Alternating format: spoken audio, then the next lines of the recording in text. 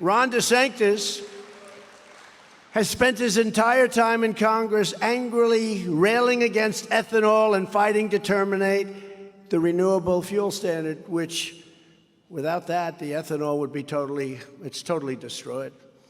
He said that demolishing ethanol was a no-brainer. Got to get it out. He also said that about Social Security, by the way, and he also said it about a thing called Medicare. Remember one thing about a politician. Whatever they say first, that's where they go. Now, they'll come back. I have no idea what he's saying. I don't really care. I think he's in 5th place in one of the states now. He dropped to 5th. He's number 5. I wonder how he feels about that. Just came out poll. He's number 5 in one state or another. But with a politician, when they come out, like he came out very strongly against Social Security, and he wanted to raise the minimum age to 70 or higher. I said, these people have worked. We could do many other things. We don't have to do that. But when they do that, they may soften a lot during the election process. But as soon as the election's over, they always go back to what they originally wanted. That's their instinct. And same with Medicare. A killer on Medicare. You deserve Medicare. You've paid a big price for Medicare and for Social Security. He wants to kill it. No, he wants to kill it. We could do plenty of other things. You know what we could do? We have more oil than any other country in the world. We can drill for oil, and what we can take out of there is peanuts compared to what we're going to save by doing harm to Medicare and to Social Security. We want to take our oil and sell it to Europe, which we were ready. We were energy independent. We were going to be, within a matter of months, energy dominant. We were doing more business and taking out more oil than Russia, Saudi Arabia, and it was soon going to be combined. We were 3rd when I got in. When I left, we were by far number 1. And we were going to start selling our oil and gas to Europe and making a fortune.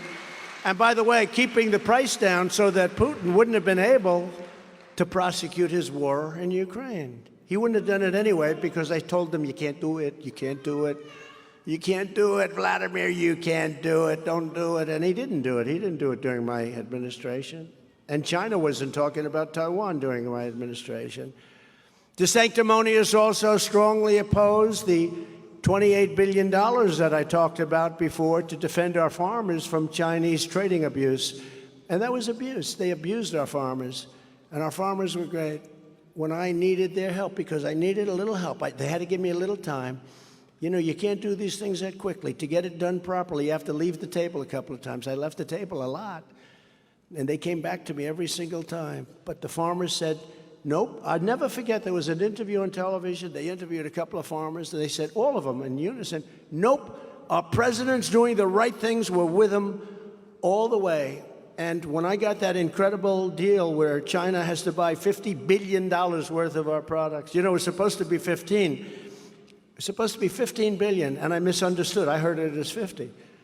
So my guy said, sir, 15. I said, wait a minute, you told me 50. No, we always said 15. So perhaps I'm losing a little hearing or something? I said, I heard 50. They said, no, it's 15 we're asking for. I said, ask for 50. You'll get it. They asked for 50 and they got it. It was as simple as that. So it was good that I didn't hear it perfectly. Right, Madam Senator, right? Great job you do. But DeSanctus sided with the communists in China, and I sided with the farmers in America, if that's okay. I sided, no, you're going to find out. There's a bad seed there. He's a bad seed. Like you, every once in a while you have a bad seed. You think it's good, but it's bad. I mean, anybody that you got elected should support you. If I help somebody, if somebody, you know, I help somebody, and it does happen on occasion, I figure 10% of the time, you help somebody a lot, then all of a sudden you see they go against you. And you just can't, it's hard to like those people, but it happens. Mostly good, 90% good, 85%, 5% a little bit not great, and 10%, you know, they go against. But you get somebody where he's out of politics, he's just getting crushed by the Secretary of Agriculture, Adam Putnam. Big thing in Florida, agriculture too. Secretary of Agriculture is the second biggest position. He's been running for 8 years. Ron was down by like 30 or 40 points. It was over. The primary was soon. And they asked me, beg me, please, please, please, please, please. And he said, you're the most popular person. You know, I got more votes than he did in Florida. Nobody wants to talk about it. The fake news will never talk about it. He got a lot of votes. I got much more than he got, by 1.2 million, I believe. 1.2 million more votes than he did. I'm the one that turned Florida. He didn't turn Florida. He rode my coattails, but I endorsed him. And then they ask him that question, and so anywhere, so they have an expression, I suspect it came out of Iowa. They call it a bad seed. But you don't like those people too much. You know, when you help somebody, I helped a lot of people in Iowa, a lot, and I haven't had such love from some of these political people. We're going to have to think about that, you know? Some of these political people.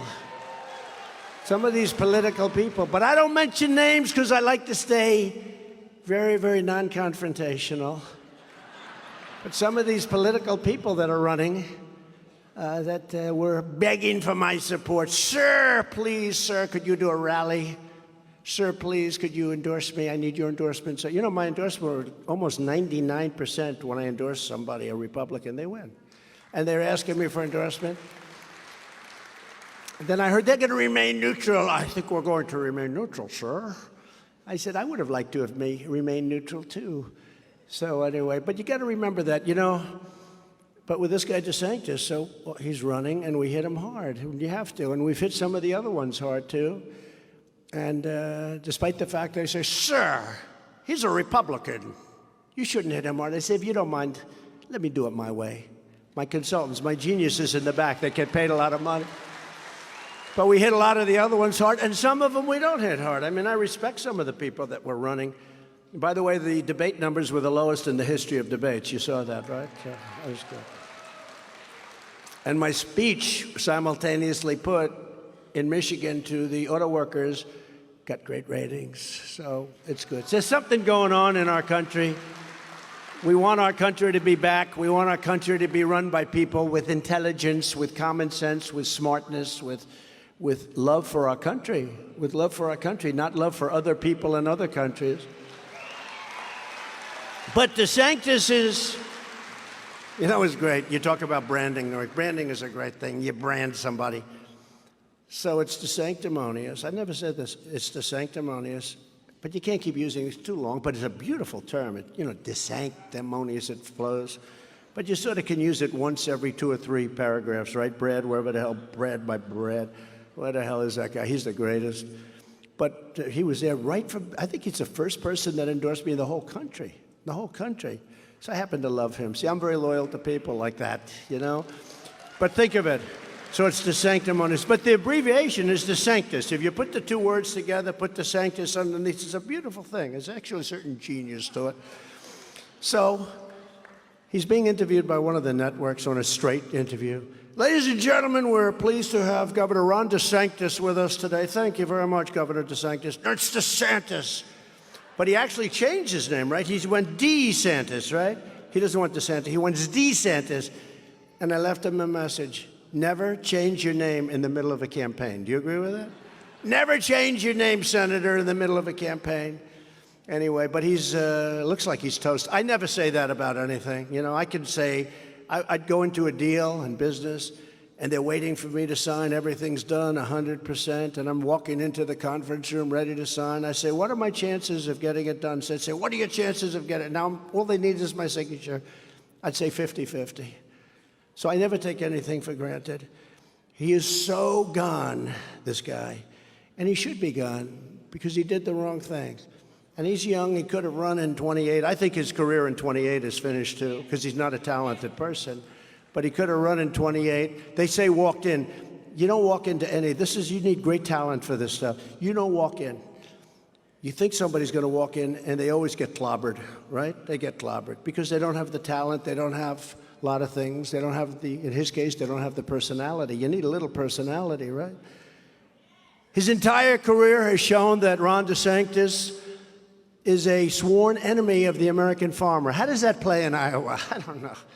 Senator, does that play well in Iowa? An enemy of the farmer. They call him an enemy of the farmer. But that means he's going to be an enemy of the farmer as soon as an election will be over. In Florida, he's been voting horribly, and he's been vetoing funding and support for farmers left and right. You know that. Yet now he's trying to lie about his record and suddenly pretending to be a supporter of biofuels. He's not, and he won't be. He also said he kept the state open. He didn't keep it open. Henry McMaster kept South Carolina, he kept it open. Henry McMaster, the governor of South Carolina, did a great job. And South Dakota was kept open. Governor Nome kept it open. Very good job.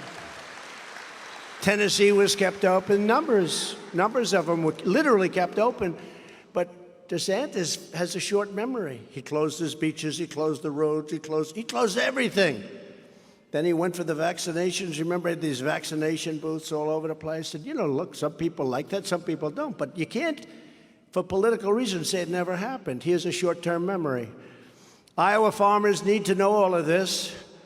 And I call him somebody that cannot be trusted. It's very, very sad, actually. He'll stab you in the back just like he stabbed MAGA in the back. But MAGA doesn't get stabbed too many times because MAGA's tough. When Biden says, "We will stop MAGA," I said, "Do you think